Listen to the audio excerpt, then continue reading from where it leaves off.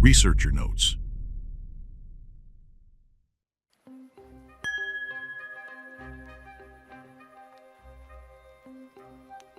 In 1991, an amazing thing happened to me and my cousin.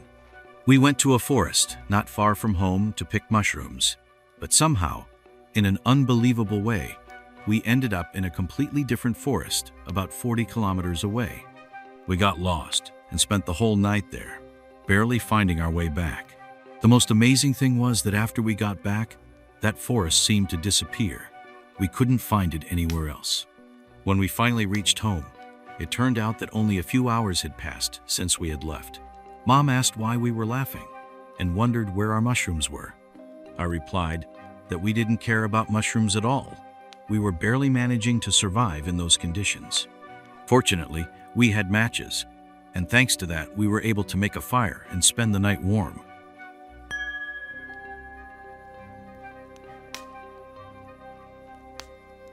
One day, I decided to share one of my unusual experiences. I was driving a car, traveling alone. When I reached an intersection, I stopped at a red light. My car was first in line to pass. Visibility was excellent. Nothing obstructed my view. When the light turned green, as usual, I waited for a while, making sure that the road was completely clear, and only then began to move forward. But then, something strange happened. Time and events seemed to fall out of my memory. I woke up in a different reality, inside my car, which stood side by side with the truck in the middle of the road. Everything around me was silent, as if the world had stopped. Gradually coming to my senses, I carefully steered the car out of the emergency position and continued on my way.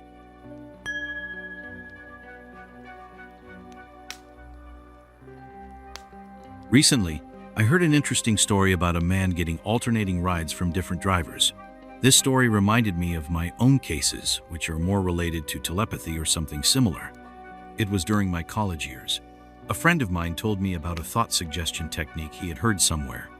Sometime later, I found myself at a public transportation stop, and there was a problem. Transportation was rare, and I had to wait a long time for the only bus on the route.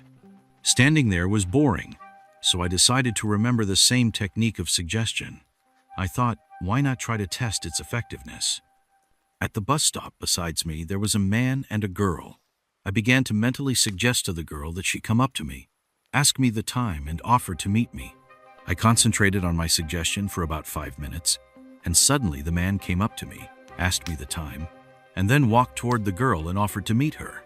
I stood still, literally stunned. The technique was clearly working, but apparently, due to my lack of knowledge, the result was so unexpected. The second incident happened shortly after the first. At that time, we were role-playing in the forest. After one of the games, my friend and I were returning home, loaded with various things. Along with us walked a large group of people. All this stream of people gradually came out of the forest onto the highway and lined up in a long line. We had to walk a couple more kilometers along the highway to get to the public transport stop. The heat was unbearable. Things were pulling us down, and it was hard to walk. Cars passed us by, and my friend and I decided to try to persuade one of the drivers to stop and offer us a ride. As the next car pulled up, we concentrated on the suggestion. The car did stop beside us, and the driver offered to give us a ride to the bus stop. This incident left me marveling once again. Despite the fact that there were many people walking along the highway, the driver stopped exactly in front of us. Afterwards, I never tried the suggestion technique again, and the process itself was almost forgotten. But now I realize that it would be worthwhile to continue to improve in this skill, because in life, such abilities would certainly come in handy more than once. For myself, I want to say on the first example, when the suggestion worked not on the person who was next to me. Apparently, not all people are equally susceptible to suggestion, but your thought is launched and may well work, but apparently on those who are willing to accept such a program for whatever reason.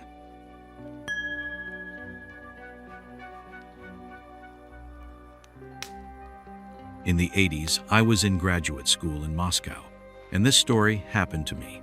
I decided to commit suicide because of, as it seemed to me, hopeless love. I went to the intersection of Ulyanova and Leninsky Avenue. I decided to throw myself under a car. I waited at the edge of the road for my fate, I saw a car and rushed forward. But someone tall and strong picked me up like a flake and put me on the sidewalk.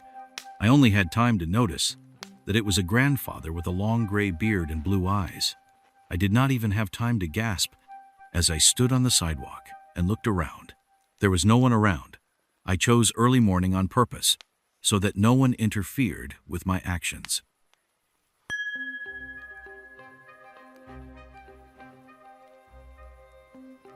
About 4 years ago, my husband and I were walking along Lenin Avenue in Magnitogorsk.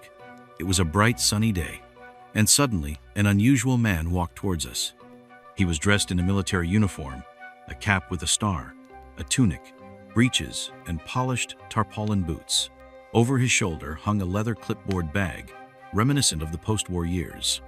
The man walked quietly, and none of the passers-by paid much attention to him.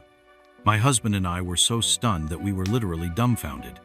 When we looked back, we saw that he was still walking without any sign of excitement. It is still a mystery who this man was, and why he looked as if he had come from the past. I regret that we did not dare to approach him and talk to him.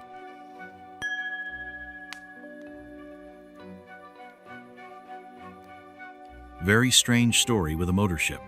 An acquaintance was on deck with her boyfriend when they saw a dry cargo ship and a motor ship coming closer together. They realized they were about to collide. So they jumped off the high deck. They set sail. There was a collision. It took a long time for the rescue boats to pick them up. Many years later, I found out from another friend why. She was vacationing in Gelendzhik at the time.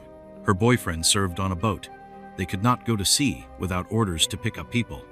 They called and called the headquarters, but no one answered the phone there, and the Matrix had nothing to do with it. Regular human sacrifices were, are, and will be everywhere. And that guy and others could not understand why the floating ships collided. There was plenty of space on the water. The woman showed me the photo, the shore and the sea, and where the ship sank.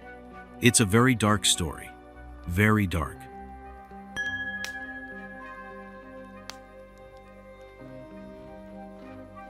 When I was 5 years old, I lived in a cozy private home near my grandparents. It was a particularly warm late summer day, and my mother and I went to my grandmother's house to help her weave onion and garlic braids. While the adults made tea on the porch, I stayed out on the porch playing, trying on the garlic braids. Suddenly, a blonde-haired, blue-eyed boy in a red shirt and blue pants appeared in the yard. His voice sounded no longer childish at all when he asked, "Hey, what are you doing?" I replied, "Braiding," and showed him the garlic braid. The boy nodded and walked past me right into the barn. Hearing footsteps, my mom and grandma came out to see who had come. I told them it was the boy who had gone into the barn. They immediately rushed out to look for the stranger, but found no one anywhere, although they themselves heard the man's voice and all our conversation. This event left us bewildered. Years passed, and one day, when I was a little over 30, we gathered again as a family to do the traditional thing of weaving garlic braids. As my mother and grandmother left to make tea, I continued to work on the last part of the braid. At that moment, my 13-year-old son entered the yard. He came up to me and asked, "What are you doing?" I replied, "We're braiding." But then it came to me, in front of me stood a boy with blonde hair, blue eyes, dressed in a red shirt and blue pants. When I saw it, I was literally numb. Everyone around me laughed, thinking I was joking, until I told them the whole story when I was 5 years old. When my son returned with the moped, our gazes were fixed on him. After much explanation, he asked with a smile, "Are you sure you were only weaving garlic braids?" This story will forever remain in my memory, reminding me of how mysterious some moments in our lives can be.